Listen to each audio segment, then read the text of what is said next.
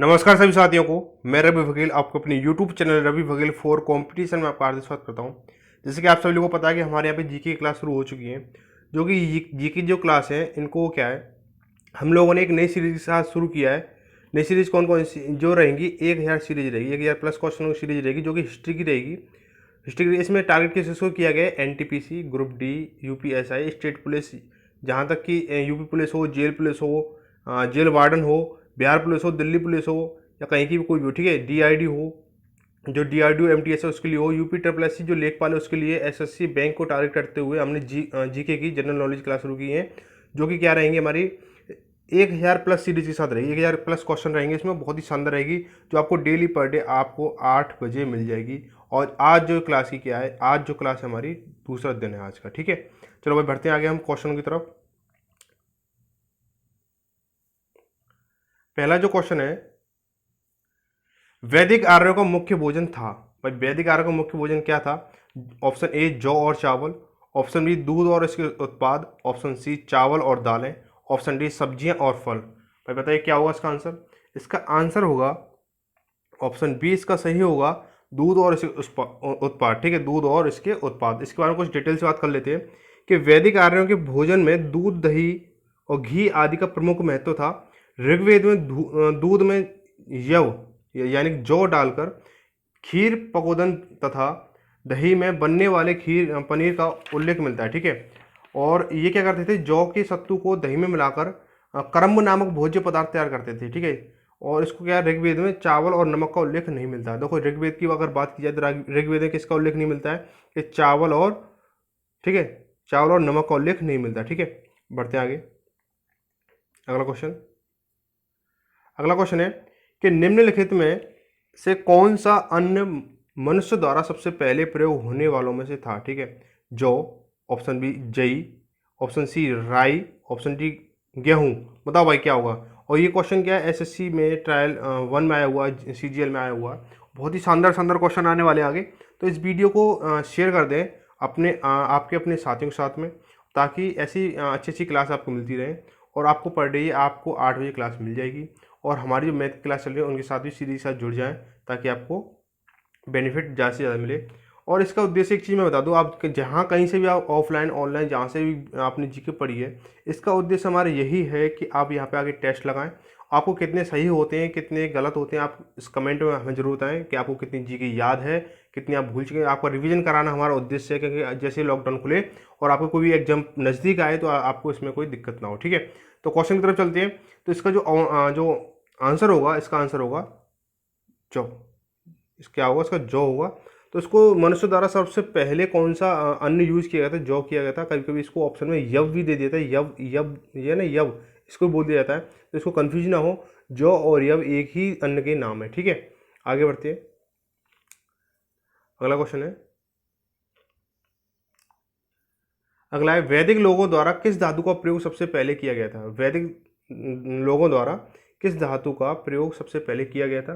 तो भाई इसका आंसर ऑप्शन है, ऑप्शन ए चांदी, ऑप्शन बी सोना, ऑप्शन सी लोहा, ऑप्शन डी तांबा। भाई कमेंट करके जरूर बताएं कि आपको कितने क्वेश्चनों का आंसर पता था, कौन से क्वेश्चन का आंसर पता था, कौन से का नहीं पता था। आप वीडियो को लाइक और शेयर जरूर करें, ताकि सभी लोगों को पता चलता रहे, ठीक है। तो भाई इसको ऑप्शन की तरफ चलते हैं। तो इसको जो आंसर है, इसका आंसर रहेगा हमारा डी तांबा रहेगा, क्योंकि वैदिक लोगों द्वारा सबसे पहले धातु का प्रयोग ही पता था, पहले किया था, ठीक है। इसके बारे में कुछ उल्लेख, इसके बारे में कुछ डेफिनेशन इसकी और समझ लेते हैं, इसको डीपली इसको समझेंगे कि ऋग्वैदिक लोगों द्वारा सर्वप्रथम तांबे का प्रयोग किया गया था। ऋग्वेद में अयस नामक धातु का उल्लेख है। ऋग्वेद में क्या है, अयस, अयस नामक धातु का उल्लेख है, ठीक है। जो कि किंतु इसकी पहचान संदिग्ध है, ठीक है, इसकी पहचान कंफर्म नहीं है कौन सी धातु थी, ये कौन सी धातु थी, इसकी कोई पहचान भी अभी सामने नहीं आई है। लेकिन कुछ विद्वानों ने इसे तांबा, तांबा, ठीक है, कांसा या लोहा बताते हैं। कोई किसे तांबा बताता, कोई कांसा बताता, कोई लोहा बताता। लेकिन एक मैं बात बता दूं, जो लोहा धातु है इसका इनको ज्ञान बिल्कुल भी नहीं था, इसका इनको ज्ञान बिल्कुल नहीं था, इसलिए लोहा हो नहीं सकता। इसलिए क्या बताया, इसको तांबा ही सही बताया विद्वानों ने, ठीक है। तो इसका तांबा सही होगा, ऑप्शन डी सही होगा, ठीक है। चलो आगे बढ़ते हैं। अगला क्वेश्चन है, वेद शब्द का अर्थ क्या है। बहुत ही शानदार क्वेश्चन है और एसएससी में आया हुआ क्वेश्चन है, ठीक है।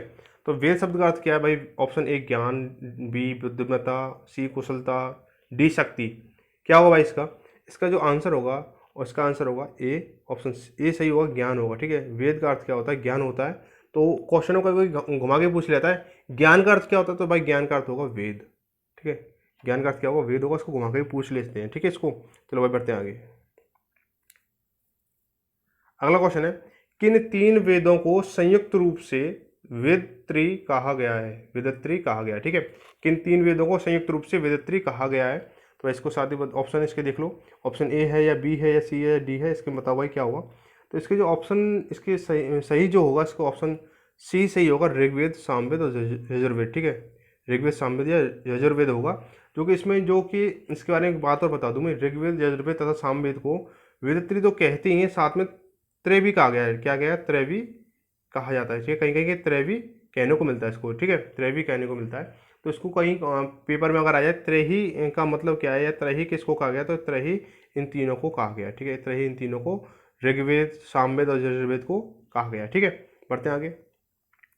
अगला क्वेश्चन है कि आर्य सभ्यता में मनुष्य के जीवन के आयु के आरोही क्रमानुसार निम्नलिखित चरणों में से कौन सा विकल्प सही है। भाई देखो, इसमें बहुत ही शानदार क्वेश्चन है और बहुत ही आपके लिए जानकारी के लिए महत्वपूर्ण रहेगा कि ऑप्शन ए ब्रह्मचर्य, गृहस्थ, वानप्रस्थ या संन्यास, ऑप्शन बी गृहस्थ, ब्रह्मचर्य, वानप्रस्थ, संन्यास, ऑप्शन डी ब्रह्मचर्य, वानप्रस्थ, संन्यास या गृहस्थ, ऑप्शन डी गृहस्थ, संन्यास, वानप्रस्थ या ब्रह्मचर्य।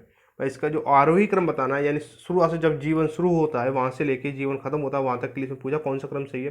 तो इसके लिए मैं बता दूँ, इसके लिए जो ऑप्शन ए सही होगा, इसके लिए ऑप्शन ए सही होगा, ए सही होगा, ब्रह्मचर्य, गृहस्थ और वानप्रस्थ, संन्यास। ठीक है, इसके बारे में कुछ थोड़ा डिटेल में आपको बता दूं कि जो हिंदू धर्म के अनुसार जीवन को 100 वर्ष को आदर माना था। ठीक है, 100 वर्ष माना था कि जो 100 वर्ष जो हिंदू धर्म के अनुसार व्यक्ति के जीवन को 100 वर्ष माना गया था। इसमें कहा गया था कि जो जीवन जन्म से लेकर 25 वर्ष किसके होंगे, ब्रह्मचर्य के होंगे। ठीक है, जीवन के जन्म से लेकर 25 वर्ष किसके होंगे, ब्रह्मचर्य के होंगे, और 25 से 50 वर्ष गृहस्थ के होंगे। उसका 50 से 75 तक वानप्रस्थ के होंगे, और उसके 75 से 100 वर्ष तक संन्यास के होंगे। ठीक है, इस तरह से इसको रखा गया था हिंदू और उसके जीवन के अनुसार। ठीक है, आगे चलते हैं। सारे क्वेश्चन पेपर के अकॉर्डिंग लिए गए हैं, पेपर में आए हुए क्वेश्चन लिए गए हैं सारे कुछ। तो चलो भाई आगे चलते हैं कि आर्य पूर्वों के साथ अपने संघर्षों में सफल रहे क्योंकि। ठीक है, इन्होंने ऐसा क्या रहा कि जो उन्होंने आर्यों ने अपने संघर्ष किए थे, जो भी संघर्ष किए थे उसमें सफल रहे थे। उन्होंने ऑप्शन दे रखे हैं कि उन्होंने बड़े पैमाने पर हाथियों का प्रयोग किया, वे अधिक लंबे और अधिक बलवान थे, वे एक उन्नत शहरी संस्कृति से थे, या फिर उन्होंने घोड़ों द्वारा चलाए जा रहे रथों का प्रयोग किया था। तो बताओ साथी क्या होगा, इसका ऑप्शन ए सही होगा या बी सही होगा या सी सही होगा या डी सही होगा, बताओ भाई। और ये पेपर क्वेश्चन आया हुआ है, एसएससी वालों के लिए बहुत इंपॉर्टेंट है। तो इसका जो आंसर होगा ऑप्शन डी सही होगा, क्योंकि उन्होंने घोड़ों द्वारा चलाए जा रहे रथों का प्रयोग किया था। जबकि और जो उनके संघर्ष कर रहे हैं उसमें उनको रथों का प्रयोग का उनको जानकारी नहीं होगी, इस वजह से क्या ये इसका आंसर ये सही होगा कि उन्होंने रथ का प्रयोग किया गया था। ठीक है, चलो भाई बढ़ते आगे।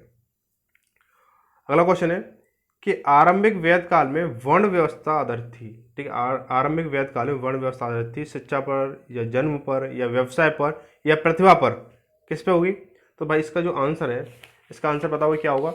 इसका जो आंसर होगा, इसका आंसर सी सही होगा, व्यवसाय पर। ठीक है, तो इसके बाद थोड़ा डिटेल के में थोड़ा जाएंगे कि आरंभिक वैदिक काल में वर्ण व्यवस्था व्यवसाय पर आधारित थी। ठीक है, वर्ण व्यवस्था किस पर आधारित थी, व्यवसाय पर आधारित थी। इसके बारे में एक और बात कही कि ऋग्वेद के नवे मंडल में इसका उल्लेख मिलता है। ऋग्वेद के नवे मंडल में इसका उल्लेख मिलता है। ठीक है, और कि इसमें एक कहा गया है कि मेरे पिता वृषज यानी वैद हैं और मेरी माता चक्की चलाने वाली और मैं एक कवि हूँ। ठीक है, इसके बारे में कहा गया है कि मेरे पिता एक वैद हैं और मेरी माता चक्की चलाने वाली और मैं एक कवि हूँ। इसके बारे में क्या है, इसके बारे में कुछ बताया गया है। ठीक है, तो आप इसको ध्यान रखें।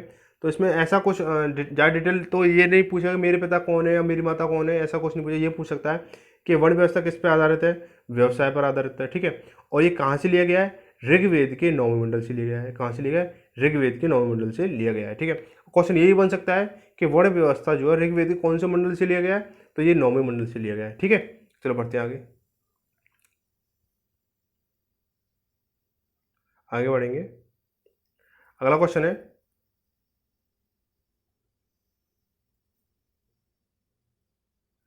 कि ऋग्वैदिक आर्य पशुचारी लोग थे। यह इस तथ्य से पुष्ट होता है कि ऋग्वेद में गाय के अनेक संदर्भ हैं। ऑप्शन बी, अधिकांश युद्ध गाय के लिए लड़े गए थे। ऑप्शन सी, पुरोहितों को दिए जाने वाला उपहार प्राय गाय होती थी, ना कि जमीन। उपयुक्त सभी। ठीक है, तो भाई इसके लिए आंसर के लिए आप बताएं इसके लिए क्या होगा। आप अपने कमेंट में जरूर लिखते रहें कि आपके आंसर क्या है, कितने सही जा रहे हैं, कितने गलत जा रहे हैं। भाई बिल्कुल आप अपना चीट बिल्कुल ना करेंगे कितने सही गए थे कितने नहीं। आप ऐसा ना करें कमेंट में जाके पूरा पूरा लिख दें कि हमारे पूरे सही हैं, ऐसा कुछ भी ना करें। तो भाई इसकी तरफ आंसर की तरफ चलते हैं। देखो इसके लिए ऋग्वैदिक आर्य पशुचारी की जो लोक की विशेषता होता था, ये देखो ऋग्वेद में गाय के अनेक संदर्भ, ठीक है, ऋग्वेद में क्या था, गाय के अनेक संदर्भ मिलते हैं, ये भी ठीक है। यहाँ पे अधिकांश युद्ध गाय के लिए ही लड़े गए थे। जैसे अधिकांश युद्ध जो लड़े गए थे आर्यों में, वो किसके लिए लड़े गए थे, गाय के लिए लड़े गए थे। ठीक है, ऑप्शन जो सी है, पुरोहितों को दिए जाने वाला उपहार प्राय गायें होती थी, ना कि जमीन होती थी, ये भी बात सही है। तो इसका जो आंसर होगा, ये आंसर डी सही हो जाएगा, उपयुक्त सभी। ठीक है, ये होगा। ठीक है, जो आपको पेपर में लगेगा वो ऑप्शन डी लगेगा, क्योंकि ये तीनों चीज़ सही है, तो ऑप्शन डी यानी उपयुक्त सभी, ऊपर की सभी सही है। ठीक है, बढ़ते हैं आगे अगले क्वेश्चन की ओर कि आर्य को एक जाति कहने वाला यूरोपियन कौन था। ठीक है, आर्य को एक जाति कहने वाला यूरोपियन कौन था। तो देखो भाई ये यूरोपियन कौन था। ठीक है, option A, option B, option C, option D, चारों आपके सामने है। तो देखो ये कौन होगा, sir William Jones, H Wilson, या मैक्स मूलर, या जनरल कनिंगम। ठीक है, तो इसके बारे में बात करें तो इसको आर्य को एक जाति कहने वाला एक यूरोपियन था, मैक्स मूलर था। ठीक है, मैक्स मूलर था, इसने क्या कहा था, आर्य को एक जाति कहा था। ठीक है, आर्य को क्या कहा था, एक जाति कहा था। ठीक है, आगे बढ़ते हैं, आगे बढ़ेंगे भाई कि आर्यन जनजातियों की प्राचीनतम बस्ती कहाँ है। आर्यन जनजातियों की प्राचीनतम बस्ती कहाँ है। Option A Uttar Pradesh, option B Bengal, option C Sapta Sindhu, option D Delhi. बताओ भाई कहाँ होगा। ठीक है, ये पेपर में भी आया हुआ क्वेश्चन है, प्रत्येक क्वेश्चन पेपरों में आया हुआ है, तो इसको हल्के में ना लें और बड़ी बारीकी से समझें चीज़ों को कि क्वेश्चन कहाँ से कैसे कैसे बन रहे हैं। तो ठीक है, आपने जैसे जहाँ से भी पढ़ा है वो ठीक है, लेकिन इसको एक बार रिवीजन के तौर पर जरूर लें। ठीक है, मैं बार बार कह रहा हूँ रिवीजन के तौर पर जरूर लें, क्योंकि पेपर में आने की संभावना बहुत सारी बनती है इन क्वेश्चनों की। तो देखो इसका जो आंसर होगा, इसका आंसर होगा सप्त सिंधु होगा। ठीक है, तो आर्यन जनजातियों की प्राचीनतम बस्ती कहाँ है, कि सप्त सिंधु। इसके बाद थोड़ा डिटेल में बात कर लेते हैं कि जो सप्त सिंधु क्षेत्र वो कहाँ पे था, उनके लिए कहाँ से था, कि जो था सिंधु नदी से लेकर गंगा नदी तक था। कहाँ से, सिंधु नदी से कहाँ तक था, गंगा नदी तक था। ठीक है, गंगा नदी तक था, जहाँ से सिंधु नदी थी वहाँ से लेकर जो गंगा के बीच का जो क्षेत्र था वहाँ तक था। ठीक है, सिंधु नदी से, जैसे सिंधु नदी ये है और गंगा नदी ये, तो ये बीच का क्षेत्र क्या था, ये सब इन्हीं का था। ठीक है, आर्य जनजातियों का समूह था। ठीक है, मतलब बस्तियाँ थी। ठीक है, यहाँ पे चलो आगे बढ़ेंगे। आगे कि निम्नलिखित में से कौन सी जनजाति सभा सामान्य रूप से जनजाति सरदार मुखिया के चुनाव में शामिल होती थी। ठीक है, तो बताओ भाई क्या होगा। ऑप्शन ए समिति, ऑप्शन बी सभा, ऑप्शन सी गढ़, ऑप्शन डी विधाता। ठीक है, बताओ भाई, बताओ क्या होगा।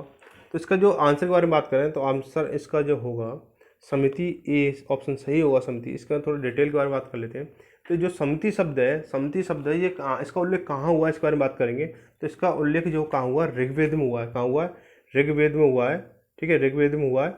और इसका कितनी बार हुआ, ऋग्वेद में कितनी बार उल्लेख हुआ, 9 बार उल्लेख हुआ है। ठीक है, ये भी क्वेश्चन पूछ लिया जाता है कि समिति शब्द का उल्लेख किस वेद में हुआ है, तो ऋग्वेद में हुआ। ठीक है, ऋग्वेद में हुआ है। और ये कितनी बार हुआ, कि 9 बार हुआ है।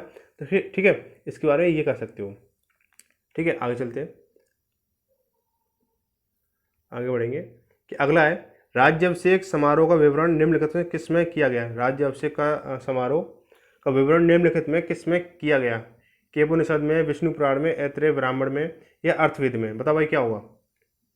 इसका जो आंसर होगा, ये देखो पेपरों में बहुत ही बेहतरीन क्वेश्चन है और पेपर में आए हुए हैं, इसको एक बार रिवीजन, एक बार नोट कर लें या कहीं पे कुछ भी कर लें आप, इसको एक बार, बहुत इंपॉर्टेंट क्वेश्चन है, आपके लिए बहुत बेहतरीन साबित होंगे। ठीक है, तो आप इसका जो आंसर होगा ऑप्शन सी सही होगा, इसका ऑप्शन सी सही होगा, ऐत्रेय ब्राह्मण। ठीक है, ऐत्रेय ब्राह्मण इसका आंसर होगा। ठीक है, आगे चलते हैं, आगे चलेंगे। वैदिक युग में राजा अपनी जनता से जो कर वसूल करते थे उसे क्या कहते थे। पेपरों में कई बार आ चुका है और ये बहुत सारे पेपरों में आ चुका है और बहुत ज़्यादा इसको बच्चों के गलत कर देते हैं। ठीक है, बहुत सारे बच्चे क्या करते हैं, इसको ऑप्शन इसको अगर देख लेते हैं, बलि, विदत, वर्मन या कर। ठीक है, तो उसको क्या, बहुत सारे बच्चे क्या करते हैं, इस पर कर पे टिक लगा देते हैं, क्योंकि कर को कर वसूल देते हैं, उसे कर कहते होंगे। लेकिन भाई जब कर वसूल देते हैं उसको क्या कहते थे, इसको देखो भाई, कर तो नहीं कहते होंगे, कर तो नहीं कहते होंगे, तो उसको क्या कहते थे, बलि कहते थे। ठीक है, बलि कहते थे। ठीक है, बलि कहते थे। अब भाई यहाँ पे एक क्वेश्चन और बनता है कि जो बलि वसूल करता था ना, जो बलि इकट्ठा, जैसे राजा के यहाँ पे कोई एक व्यक्ति हुआ, वो जो किसानों से अपना जो जनता है उससे कर वसूल करने जाती थी, होगी बलि वसूल करने जाती थी, तो वहाँ पे एक व्यक्ति होगा, उसका कोई पद होगा। ठीक है, क्या होगा, एक पद होगा, तो उससे हम क्या कहेंगे, उसको जो क्या कहा जाता था उस समय, उसको कहा जाता था भाग दुध। क्या कहा जाता, भाग दुध, भाग दुध। ठीक है, भाग दुध या भाग दुग, या क्या कहते थे, भाग दुग, ये कहते थे इसको। ठीक है, भाग दो कहते थे। ठीक है, इसको विशेष ध्यान रखें कि क्या कहते थे इसको, भाग दो कहते थे या भाग दुग कहा जाता है। ठीक है, बहुत सारे पेपरों में ये भी पूछा गया है कि जो बलि वसूल करता, जो कर वसूल करता था, उसे क्या कहते थे। ठीक है, तो उसको कहते थे भाग दुध या भाग दुग। ठीक है, चलो आगे बढ़ते हैं, आगे बढ़ेंगे। अगला है कि प्रसिद्ध गायत्री मंत्र कहाँ से लिया गया है, बहुत ही शानदार क्वेश्चन है। तो option A Yajurveda, option B Atharvaveda, option C Rigveda या ऑप्शन डी सामवेद। कहाँ से लिया गया है भाई, ऑप्शन बी जो सॉरी जो ऑप्शन ये क्वेश्चन है, गायत्री मंत्र कहाँ से लिया, गायत्री मंत्र जो लिया गया है ऑप्शन सी सही होगा, इसका ऋग्वेद से लिया गया है। ठीक है, ऑप्शन सी सही होगा, ऋग्वेद से लिया गया है। इसके बारे में थोड़ी बात कर लें कि जो प्रसिद्ध गायत्री मंत्र है वो ऋग्वेद के तृतीय मंडल से लिया गया है। ऋग्वेद की किस कहाँ से लिया गया है, तृतीय मंडल से लिया गया है, तृतीय मंडल से लिया गया है। और ये जो है किसको समर्पित है, क्वेश्चन ये भी बन जाता है कि गायत्री मंत्र जो किसको समर्पित है, तो गायत्री देव जो है सूर्य देव को समर्पित है। किसको समर्पित है, सूर्य देव को समर्पित है। ठीक है, चलो आगे बढ़ते हैं, आगे बढ़ेंगे।